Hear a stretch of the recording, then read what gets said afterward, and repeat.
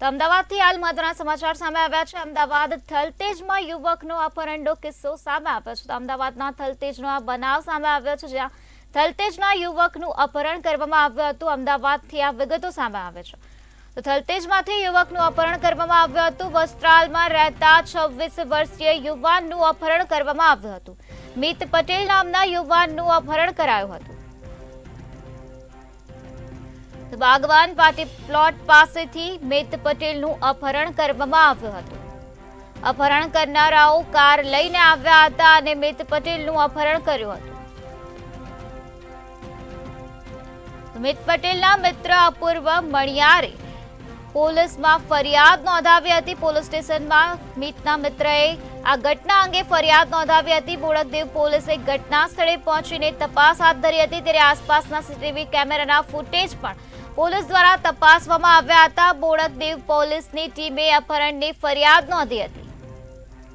મિત પટેલને બોટાદના ઢસા નજીક છોડી દેવામાં આવ્યો હતો। ઢસા પોલીસે મિતનો કબજો મેળવીને હાલ આ સમગ્ર મામલે વધુ તપાસ હાથ ધરી છે। તો 6 અજાણ્યા ઇસમો સામે ફરિયાદ દાખલ કરવામાં આવી છે, તેમજ આગળની કાર્યવાહી હાથ ધરવામાં આવી છે। આસપાસના સીસીટીવી કેમેરાના ફૂટેજ પણ તપાસવામાં આવ્યા છે। તો અમદાવાદના થલતેજનો આ બનાવ સામે આવ્યો છે, જ્યાં યુવકનું અપહરણ કરવામાં આવ્યું છે। મિત પટેલ નામના યુવકનું અપહરણ કરવામાં આવ્યું હતું। તો મિત પટેલને બોટાદના ઢસા નજીક છોડી દેવામાં આવ્યો હતો। તો મિત પટેલના અપહરણની ફરિયાદ મિતના મિત્રએ પોલીસ સ્ટેશનમાં નોંધાવી હતી। ત્યારે પોલીસ દ્વારા કાર્યવાહી હાથ ધરવામાં આવી હતી। બોડકદેવ પોલીસે ઘટના સ્થળે પહોંચીને તપાસ હાથ ધરી હતી। આસપાસના સીસીટીવી કેમેરાના ફૂટેજ પણ પોલીસ દ્વારા તપાસવામાં આવ્યા હતા।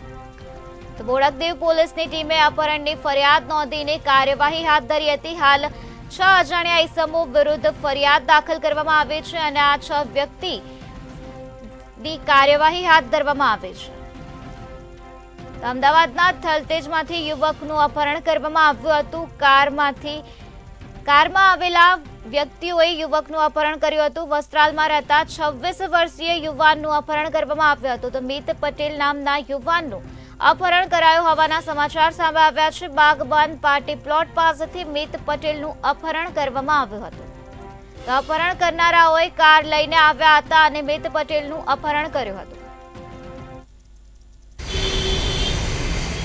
જી બિલકુલથી જો વાત કરવામાં આવે તો વહેલી સવારે અમદાવાદના વસ્ત્રાલ વિસ્તારમાં રહેતા મિત પટેલ નામના યુવકનું અપહરણ છે, તે અપહરણ અમદાવાદના બોડકદેવ વિસ્તારમાં આવેલા બાગબાન પાર્ટી પ્લોટ પાસેથી કરવામાં આવ્યું હતું। જો વાત કરવામાં આવે તો અજાણ્યા શખ્સો દ્વારા જે અપહરણ છે તે અપહરણ ગાડીમાં નાખીને તેને લઈ જવામાં આવ્યો હતો। લગભગ જો વાત કરવામાં આવે તો લગભગ એક 4 વ્હીલર ગાડી અને 2 2 વ્હીલર ગાડીમાં આવેલા શખ્સો દ્વારા જે મિત પટેલ નામના જે યુવાન છે તે યુવાનનું અપહરણ છે તે અપહરણ કરવામાં આવ્યું હતું। ત્યારબાદ તેને અલગ અલગ જગ્યાએ લઈ જવામાં આવ્યો હતો અને ત્યારબાદ તેને ઢસા પાસે આવેલા 4 રસ્તા ઉપર તેને છોડી દેવામાં આવ્યો હતો। સમગ્ર મામલાની ફરિયાદ છે તે ફરિયાદ મિત પટેલના મિત્ર અપૂર્વ મણિયાર દ્વારા છે તે નોંધાવવામાં આવી છે।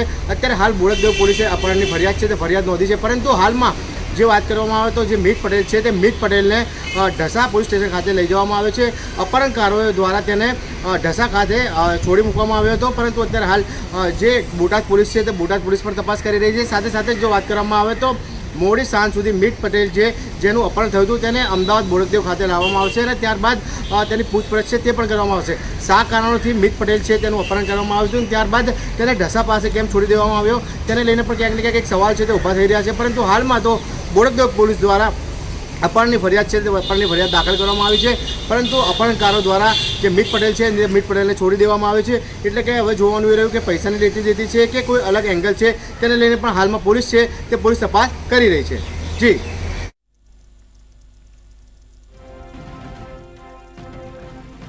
મિત પટેલ નામના યુવાનનું અપહરણ કરવામાં આવ્યું હતું। ઢસા પોલીસે મિતનો કબજો મેળવીને હાલ વધુ તપાસ હાથ ધરી છે। 6 અજાણ્યા ઇસમો સામે ફરિયાદ દાખલ કરવામાં આવી છે।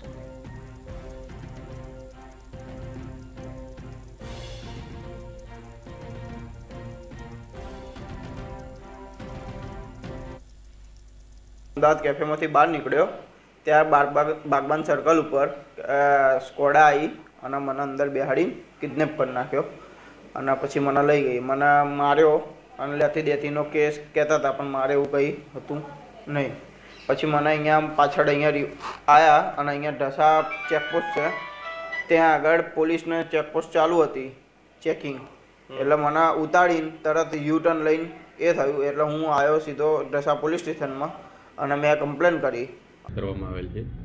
આજે જ્યારે ઢસા પોલીસ સવારના 10 વાગ્યાથી ચેકપોસ્ટ પર પોતાની કામગીરી કરતી હતી, એ દરમિયાન 11 વાગે એક બ્લુ કલરની સ્કોડા ચેકપોસ્ટથી આશરે 50 મીટરના અંતરે એક વ્યક્તિને ઉતારી અને યુ-ટર્ન મારીને જતી રહેલ.